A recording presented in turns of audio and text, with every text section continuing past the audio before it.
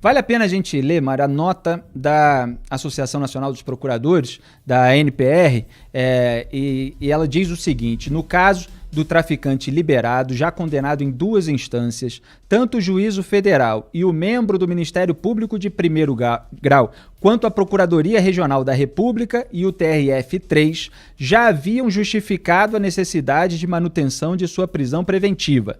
De se ver que, no âmbito das 5ª e 6ª turmas do STJ, foi estabelecido que a obrigação de revisar a manutenção da prisão a cada 90 dias é imposta apenas ao juízo de primeiro grau ou tribunal que impôs a medida cautelar, de forma que, proferida sentença ou acórdão, não mais existiria a obrigação de reavaliar periodicamente a renovação da segregação cautelar. Mário está fazendo assim com os braços, quer fazer um parênteses aí, Mário? Não, segue. É aquilo que a gente estava comentando, que você estava falando.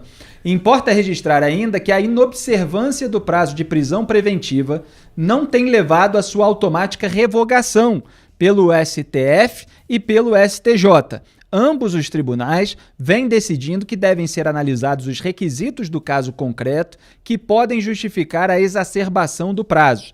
Em posição até agora isolada, o ministro Marco Aurélio Mello, do STF, vem compreendendo que, configurado o excesso de prazo da prisão, deve ser determinada a soltura do preso.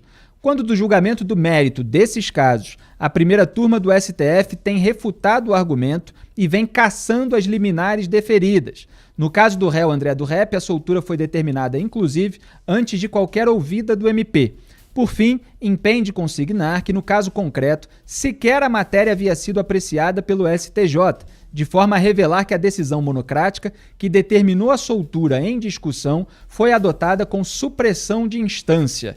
Fecho aspas aí para a nota da ANPR, que nesse final remete, inclusive, à própria decisão do Luiz Fux de cassar ali a liminar do Marco Aurélio Mello. Diga mais. Mas esse é um ponto importante que também é preciso ressaltar. O STJ ainda não havia julgado. Quer dizer, os advogados, como eu disse no artigo, deram o tal do drible da vaca, né? E ganharam, e levaram. Porque como é que pode? O caso ainda estava sendo analisado pelo STJ e o sujeito recorre ao STF. Agora, Felipe, eu me pergunto o seguinte: não há comunicação entre essas instâncias superiores?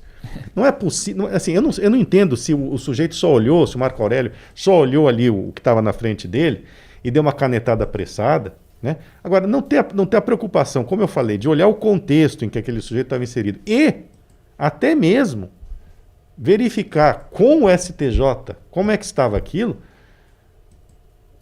me parece absurdo. Você tem essa supressão, assim, ou realmente ele passou por cima de trator, ou ele não viu.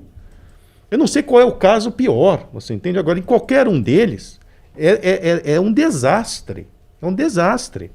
Quer dizer, não existe esse tipo de coisa. Como é que pode um tribunal superior como o STJ ter sido passado para trás dessa maneira? Quer dizer, é uma falta de respeito. Sabe, quando falam assim, não, vocês que criticam o judiciário, vocês, na verdade, estão fazendo o jogo dos antidemocráticos, porque o judiciário não tem que ser preservado, vocês querem... Não, quem está suprimindo o tribunal é o STF. Exatamente. Quem tá passando para trás, está desmoralizando o judiciário, esse tipo de decisão, né? Não é possível. Não é possível. Os caras estão cobertos de razão nesse aspecto. Houve supressão, sim, de instância. Que é uma prática comum no STF, né? Eu lembro quando o Dias Toffoli aliviou a barra do marido da Gleisi Hoffmann, suprimiu 2 instâncias também. O pessoal vai direto nele porque sabe que ele vai dar uma decisão favorável ao petista. Não é razoável, não é aceitável, né?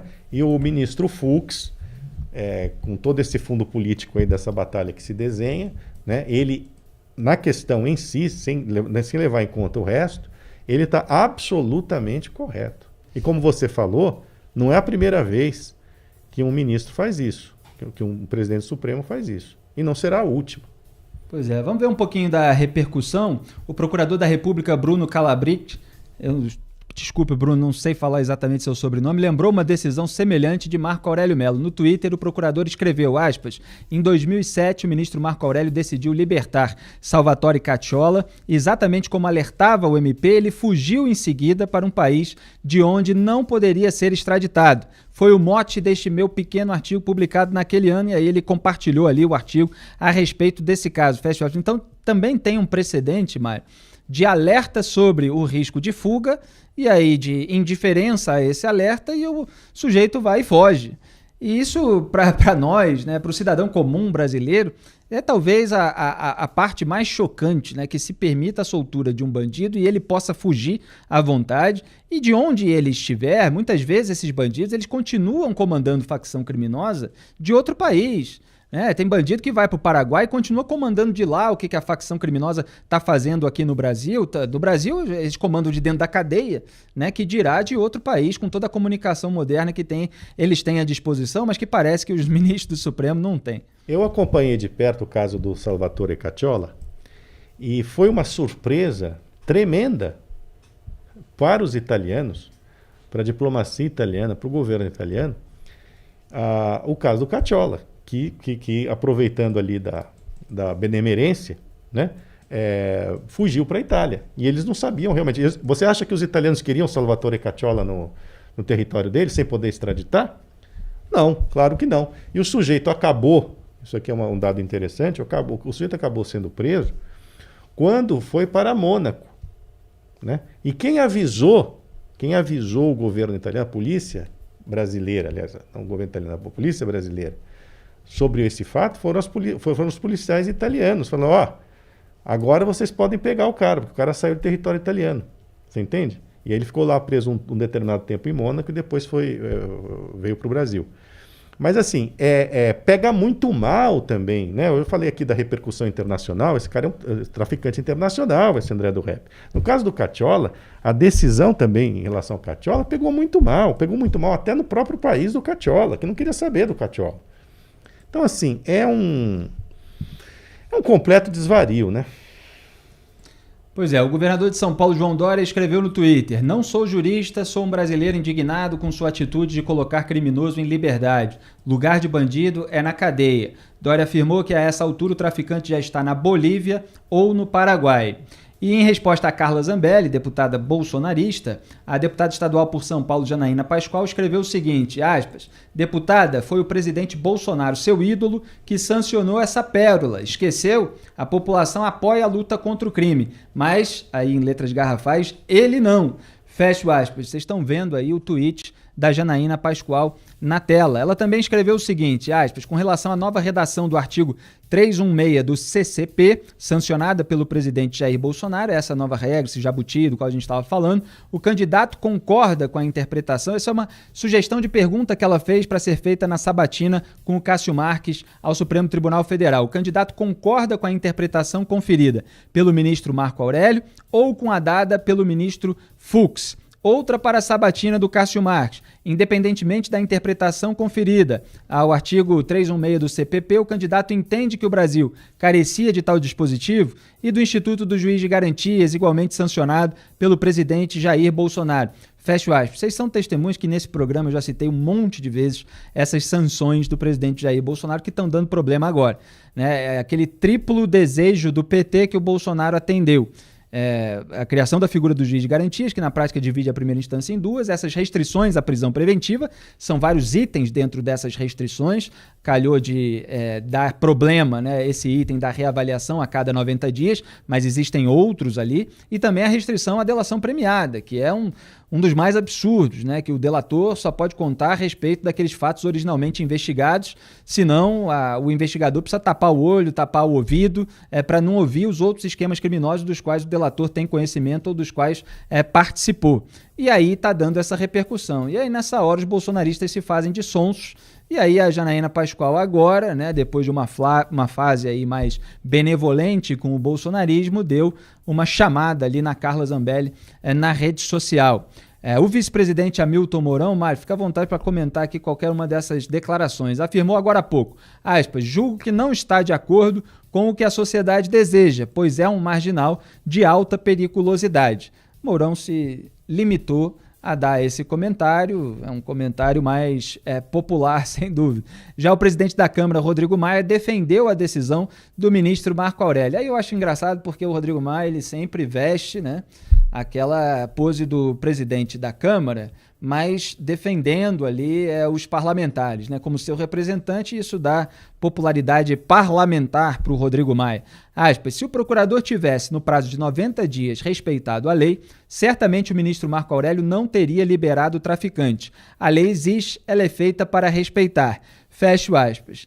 E aí o procurador Hélio Telho rebateu no Twitter, aspas, a lei aprovada pelo Congresso e sancionada por Jair Bolsonaro não fala em Ministério Público. Ao contrário, diz que o juiz de ofício, ele coloca em letra de garrafais, vocês estão vendo aí na tela, de ofício, ou seja, de iniciativa própria, deve reavaliar a prisão em 90 dias sob pena de ilegalidade.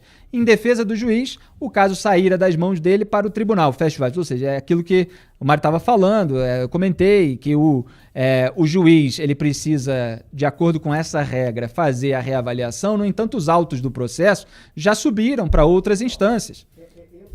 Tô ouvindo esse negócio, né, de colocar o Ministério Público no meio, né, que não tem nada a ver, não tem nada ali que diga que é o Ministério Público tem que pedir a renovação da prisão preventiva. É o órgão emissor da prisão preventiva, que, salvo engano, é o juiz.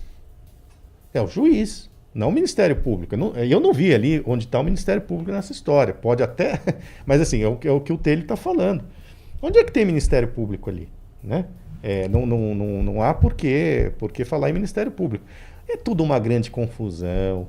É tudo. Olha, quando você tem uma casa alicerçada num terreno pantanoso, a casa vai cair, né? A casa é instável, a casa vai sofrer danos estruturais. E é isso que a gente está vendo. Essa legislação toda aprovada, né, pelo Congresso, né, pela Câmara, presidida pelo Rodrigo Maia, pelo Congresso, presidido pelo Davi Alcolumbre, é um terreno pantanoso.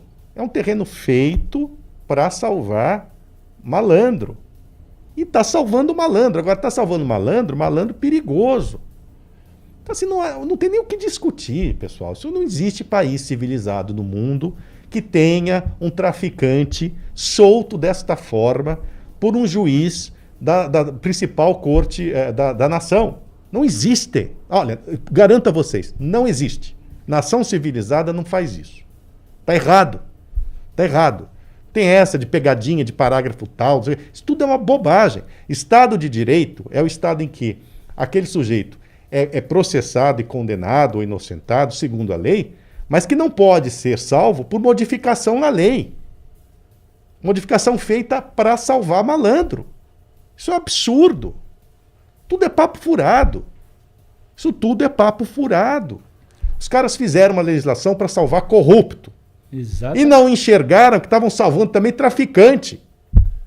E foi o que aconteceu. E o primeiro caso já é grave. Uma legislação para salvar corrupto já é grave. Já é muito grave. Essa margem. Ainda para salvar traficante, fica mais grave, sabe, ainda. Não é questão de populismo, se é populismo, mas é óbvio. É uma coisa. E o cara estava condenado.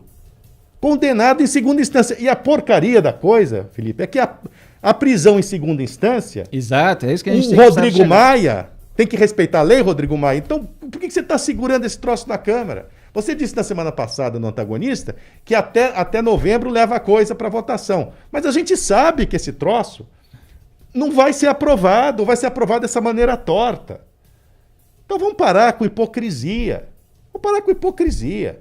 É um bando de gente querendo fugir da cadeia, querendo fugir de condenação. E não estão nem enxergando quem é que está junto.